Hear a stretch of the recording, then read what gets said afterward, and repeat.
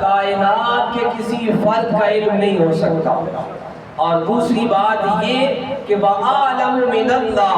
حضرت نوح فرماتے ہیں، قرآن نے ان الفاظ کو قیامت تک محفوظ کیا، فرماتے ہیں کہ میرے پاس اپنا علم نہیں ہے، میرا ذاتی نہیں ہے۔ اور یہی ایمان ہے، یہی یقین ہے کہ جس کے پاس جو کچھ ہے،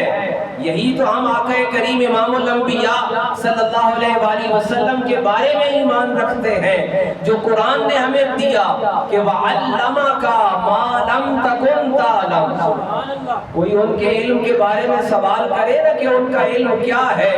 تو اس کا قرآن کا دیا ہوا جواب یہ ہے کہ وَعَلَّمَكَ مَا لَمْ تَكُنْ تَعْلَمُ، کہ اے میرے محبوب آپ فرما دیجئے